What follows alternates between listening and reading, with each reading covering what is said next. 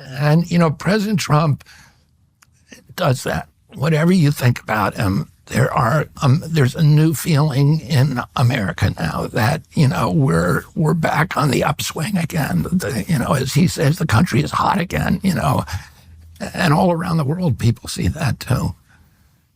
And, a lot of things have surprised me about the president because I, bought into this fact that he was this one-dimensional character, that he was kind of a bombastic narcissist and all this. And, and part of it is hearing it all the time on TV, but also, the way that he conducts himself sometimes validates those. If you have that narrative, you can find things in what he does that validate that narrative.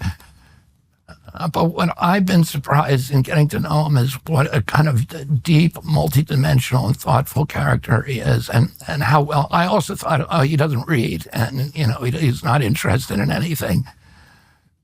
He's immensely curious, inquisitive, and immensely knowledgeable. He's encyclopedic in certain areas that you wouldn't expect, like music, and he gets very emotional about music. And, yes. And he knows the whole story behind every song. Pavarotti and James Brown. Yeah, he cries when he hears Pavarotti. He said to me one night when we were at Mar-a-Lago with the Amarillas, he said, Amarillas, you understand this because she loves music too. And he said, but most of the people here, they don't understand it. They don't get it. And then in terms of sports, he is, he's an encyclopedia. He knows everything. And then, on Wall Street, he knows how everybody made their money and the stories. And he's, an incredible raconteur about telling all these stories. And then, and also the most surprising thing is because I had him pegged as a narcissist, but narcissists are incapable of empathy. And he's one of the most empathetic people that I've met. You notice whenever he talks about the Ukraine war, yes, he always talks about the casualties on both sides. Every time he talks about it. I have noticed that.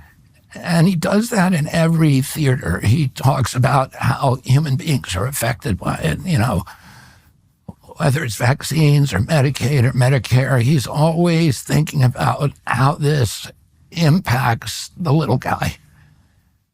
And, the Democrats have him pegged as a guy who's sort of sitting, in the cabinet meeting talking about how can we make billionaires richer. He's the opposite of that. He's a genuine populist. And, like all of us, we're all flawed characters in one way or another. But I think he's really the uniquely right person for this country right now because we were in a death spiral, and not only just, morale, but also just, the deficits are, who could ever, would you believe we'd ever have a president in our lifetime who would actually be addressing, the costs of government in a dramatic way? No. And the trade deficits, how could you ever cure that?